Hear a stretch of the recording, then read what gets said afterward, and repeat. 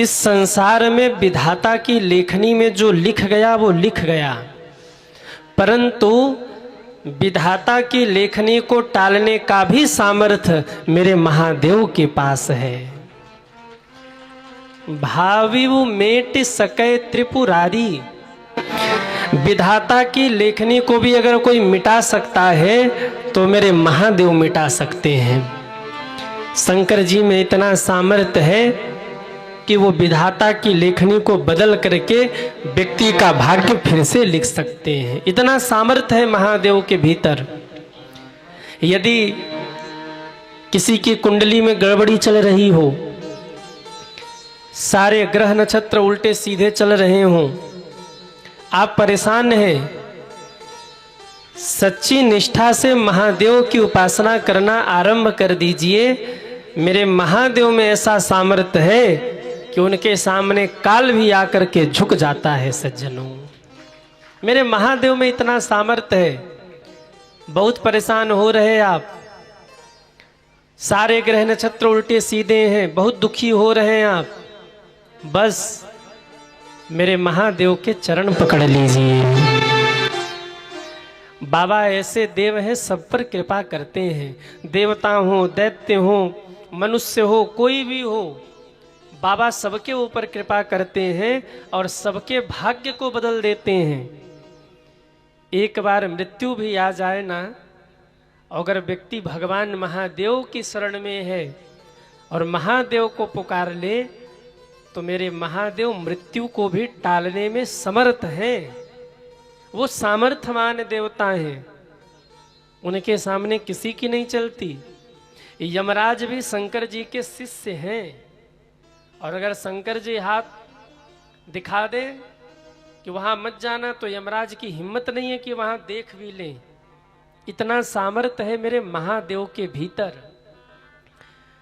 एक ऋषि हुए, मृकंड ऋषि, शिव जी की तपस्या की, बाबा प्रसन्न हुए, प्रकट हो गए, बोलो क्या चाहिए। मृकंड ऋषि ने कहा हमको एक ऐसा पुत्र चाहिए जो बड़ा धर्मात्मा हो। शंकर जी ने कहा देखो हम तुम्हें पुत्र तो देंगे पर दो शर्त है। क्या? पहली बात ये कि तुम अगर दीर्घजीवी पुत्र मांगते हो, लंबे समय तक चलने वाले पुत्र को मांगते हो, तो उसकी आयु तो लंबी होगी पर वो धर्मात्मा नहीं होगा, वो पुण्यात्मा नहीं होगा, वो तुम्हारी आज्ञा नहीं मानेगा। पर दूसरा ऑप्शन मेरे पास ये है कि या तो ऐसा पुत्र ले जाओ जिसकी उम्र लंबी हो पर वो धर्मात्मा नहीं होगा, और दूसरा ऑप्शन ये है कि एक ऐसा पुत्र मैं तुम्हें दे सकता हूं जो धर्मात्मा तो होगा, आज्ञा तो मानेगा, पर उसकी उम्र केवल 16 वर्ष की होगी, इससे ज्यादा नहीं चलेगा। वो बताओ कैसा पुत्र चाहिए। मृकंड ऋषि ने कहा महाराज लंबा जीने वाला पुत्र लेकर क्या करूंगा जब रोज ही 4 गाली सुनावे, आज्ञा ही न माने, रोज ही तांडव करता रहे, विवाद में हमेशा रहे, पाप करे। ऐसा पुत्र लेकर के क्या करना, हमें वो 16 वर्ष जीने वाला पुत्र चाहिए। भले ही 16 वर्ष जिए पर कम से कम धर्मात्मा तो होगा, भक्त तो होगा। शंकर जी ने कहा तथास्तु कह के चले गए, पर जाते जाते बोल गए याद रखना उम्र केवल 16 वर्ष होगी, पुत्र सुख केवल 16 वर्ष तक तुम्हें मिलेगा। चले गए बाबा। इधर एक पुत्र हुआ, नाम रखा मार्कंडेय। जब बालक धीरे धीरे बड़ा होने लगा ना, तो पिताजी ने बेटे से कह दिया बेटा जितने भी लोग तुमसे मिले ना सबको प्रणाम करो, केवल प्रणाम करो और कुछ नहीं करना। प्रणाम करो और महादेव की भक्ति करो, ये 2 काम तुम करो। कोई भी मिल जाए सीधे दंडवत प्रणाम करना है तुम्हें, और दिन रात नमः शिवाय महादेव महादेव जपते रहना है। मार्कंडेय ऋषि ने कहा ठीक है पिताजी, अब तो जो मिले उसी को मार्कंडेय ऋषि प्रणाम करें, और वो आशीर्वाद देता है दीर्घायु भव, तुम्हारी लंबी आयु हो, खूब जियो, खूब आनंद से रहो। सब एक ही आशीर्वाद देते तुम्हारी आयु लंबी हो जाए। तुम खुश रहो, तुम्हारा जीवन लंबा हो। धीरे धीरे समय बीता, 16 वर्ष पूर्ण होने को है। मृकंड ऋषि जान रहे हैं कि आज ही के दिन यमराज जी आने वाले हैं। पिताजी ने बच्चे को बुलाया, कहा बेटा 2 काम करना, आज तुम्हारे जीवन का आखिरी दिन है और अगर तुम बचना चाहते हो तो सबसे पहले कोई भी तुम्हारे सामने आए प्रणाम करना, और दूसरे शिव जी के शिवालय से कभी बाहर मत जाना। आज शाम तक महादेव को ही पकड़ के रखना और नमः शिवाय का जप करते रहना। कोई भी आ जाए बस महादेव को मत छोड़ना और उसे प्रणाम करना मत भूलना। मार्कंडेय ऋषि ने कहा ठीक है पिताजी। इधर यमराज ने अपने दूतों को भेजा, जाओ लेके आओ, उसकी आयु पूरी हो गई। यमराज के दूत आए, जैसे ही यमराज के दूत आए, मार्कंडेय ऋषि ने हाथ जोड़ करके प्रणाम किया, दंडवत प्रणाम किया। यमराज के दूतों के मुख से निकल गया, दीर्घायु भव। जैसे ही कहा दीर्घायु भव, मार्कंडेय ऋषि मुस्कुराए, आप लेने आए हो हमें और कह रहे हो दीर्घायु भव? ये तो उल्टा हो गया। यमराज के दूत चकरा गए, बोले हम तो लेने आए थे, ये क्या बोल बैठे भाव में। भागे वहां से और जाकर यमराज जी को कहा, यमराज जी मिस्टेक हो गया हमसे, ये पकड़ो यमफास, आप जाओ, हमारे बस की नहीं, हमने तो दीर्घायु भव का आशीर्वाद दे दिया। यमराज जी भैंसे पे बैठ के आए। लोग कहते गुरुजी ये यमराज जी भैंसे पे ही बैठ के आते हैं। हम कहते नहीं, कभी कभी मोटरसाइकिल से भी आते हैं, कभी कभी हवाई जहाज से भी आते हैं, मौत आ जाए तो रेलगाड़ी से भी आ जाते हैं, हार्ट अटैक से भी आ जाते हैं, बुखार से भी आ जाते हैं। जैसे जिसको जाना है बस वैसे ही आ जाते हैं। जिसको एक्सीडेंट से जाना है बाइक से ही आ जाते हैं। आगे यमराज जी भैंसे पे बैठ के वहीं फिर किया, मार्कंडेय ऋषि ने प्रणाम किया। एक बार तो यमराज के मन में भाव उठा कि दीर्घायु भव का वरदान मैं भी दे दूं, लेकिन फिर लगा नहीं, नियम बिगड़ जाएगा। नेत्र टेढ़ा किया, बोले लेने आया हूं। मार्कंडेय ऋषि ने यमराज का नेत्र टेढ़ा देखा, समझ गए अब तो मुझे केवल और केवल महादेव बचा सकते हैं। दौड़े, हे महादेव, और जाकर के शिवालय में बाबा की पिंडी से लिपट गए। सज्जनों, नमः शिवाय, नमः शिवाय, नमः शिवाय। यमराज ने यमफास फेंका है और ज्यों खींचना शुरू किया, उसी समय डमरू बजाते हुए मेरे महादेव प्रकट हो गए। बोलिए शंकर भगवान की जय हो। डमरू बजाते हुए महादेव प्रकट हुए और बाबा ने कहा, रे ओ यमराज क्या कर रहे हो?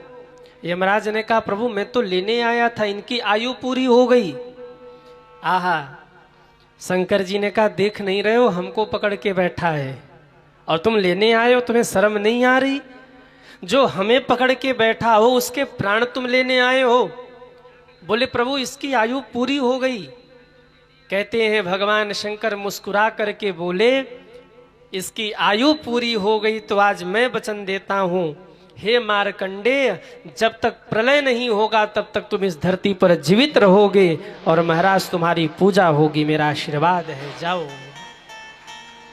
शंकर जी ने एक क्षण में आयु बढ़ा दी और आज भी मार्कंडेय ऋषि जीवित हैं। सज्जनों, काशी आइए, हमारे काशी जी में, वाराणसी में, बनारस में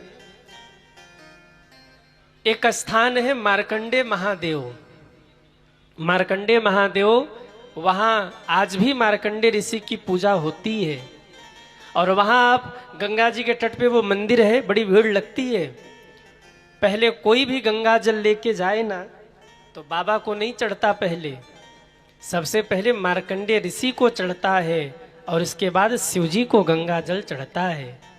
शिव जी कहते आज मुझसे पहले तुम्हारी पूजा होगी, आज से मार्कंडेय तुमने हमारी पूजा की है। ऐसे महादेव है सज्जनों। भावी हूँ मेटी सकै त्रिपुरारी,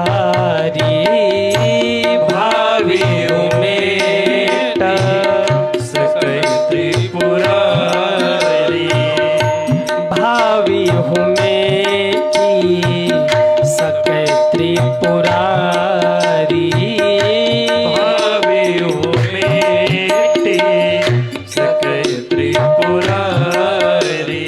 सके त्रिपुरारी,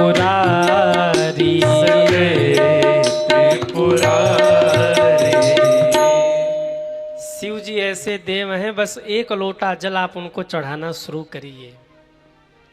प्रतिदिन एक लोटा जल भाव से चढ़ाइए, उतने में ही बाबा प्रसन्न रहते हैं। आशुतोष तुम अवधड़ दानी, आरत हरहूं दीन जन जानी। इनका नाम है आशुतोष। आशुतोष का मतलब शीघ्र प्रसन्न होने वाले को कहते हैं आशुतोष। और शंकर जी बड़े शीघ्र प्रसन्न होते हैं। एक बार ब्रह्मा जी नाराज होकर के गए कैलाश पर और जाकर के कहा पार्वती माँ से कि माता जी आज मैं अपनी नौकरी को इस्तीफा देने आया हूं। पार्वती जी ने कहा नौकरी को इस्तीफा देने आए हो, पर क्यों? ब्रह्मा जी कहते हैं आपके पतिदेव शंकर जी ने हमारे नाक में दम कर दिया है। क्या हुआ? बोले मैं किसी के भाग्य में कुछ लिखता हूं और आपके पतिदेव पे अगर एक लोटा जल ले जा करके कोई चढ़ा दे तो मेरी लेखनी पलट देते हैं, पूरा फाइल ही चेंज कर देते उसके जिंदगी की। अब हम नौकरी वोकरी नहीं करेंगे, परेशान हो गए हम तो। माता जी ने कहा किया क्या? बोले देखो ना, एक व्यक्ति आया, मैंने उसके भाग्य में लिखा कि जा धनक्षय, तो भिखारी बन जा। एक लोटा जल ले जा करके बाबा को चढ़ा दिया। बाबा ने पेन उठाया और लिख दिया धन अक्षय, जा तो राजा बन जा। एक व्यक्ति आया, उसके भाग्य में मैंने उसको देखा और लिखा कि जा तेरे को पुत्र नहीं होगा। एक लोटा जल ले जा करके चढ़ा दिया। भगवान शंकर ने कहा जा तेरे को पुत्र ही पुत्र होंगे, खूब पुत्र पौत्रों से भरा रहेगा। माता जी रावरो बावरो नाय भवानी। कुछ ज्यादा ही भांग खाने लगे आजकल शंकर जी, उनको कहिए ठीक करें, नहीं तो मामला बिगड़ेगा, हम इस्तीफा देंगे, हम नहीं करेंगे ब्रह्मा की नौकरी। माता जी ने कहा नाराज नहीं होते ब्रह्मा जी, आने दो भोले बाबा से, मैं पूछती हूँ कि क्यों करते हैं ऐसे। शाम को शंकर जी आए और जब भोजन करने बैठे माता जी लगी पंखा झलने। अच्छा देखो, माताओं को कुछ बात कहनी हो तो जब जैसे ही पतिदेव भोजन करने बैठे ना वैसे ही शुरू होती हैं। जैसे ही देखा भाव से शंकर जी भोजन कर रहे, माता जी ने कहा सुनो जी वो ब्रह्मा आए थे। हाँ तो थोड़े से नाराज थे। किससे? बोले आपसे। शंकर जी ने कहा क्यों? बोले वो कह रहे थे कि आपने उनकी सृष्टि बिगाड़ दी। किसी के भाग्य में उन्होंने लिखा पुत्र नहीं होगा तो आपने कहा पुत्र पुत्रों वाला होगा। तो किसी के भाग्य में उन्होंने लिखा धन क्षय तो आपने लिख दिया धन अक्षय, तू राजा बनेगा। परेशान ऐसा क्यों करते हैं आप? भगवान शंकर भोजन करते हुए धीरे से बोले देवी अगर ऐसा नहीं करूंगा तो मुझे भोले बाबा कौन कहेगा। दुनिया मुझे भोले बाबा इसीलिए कहती है क्योंकि मैं सबकी सुन लेता हूं। भाव मेट सके त्रिपुरारी, माथे की रेखा जो उल्टी सीधी हो उसको सही से लिख देता हूं, इसीलिए तो दुनिया मुझे भोले बाबा कहती है। इसलिए मैं आपसे भी से निवेदन करूं, शिव जी की उपासना अवश्य करिए आप लोग। आसपास कोई शिवालय हो, न रोज टाइम मिले तो कम से कम सोमवार जाइए और एक लोटा जल मेरे भोले बाबा को जरूर चढ़ाइए। बाबा प्रसन्न हो गए ना तो एक बार यमराज को भी सोचना पड़ेगा। अकाल मौत वो मरे जो काम करे चांडाल का, काल भी उसका क्या करे जो भक्त हो महाकाल का। जो शिव जी का भक्त है उसके सामने तो यमराज भी आने से डरते हैं। क्यों? शंकर जी ऐसे देव हैं भावी मेट त्रिपुरारी। सारी कुंडली में भाई जितने ग्रह नक्षत्र हैं ना, ग्रह नक्षत्र सब बाबा के दास हैं।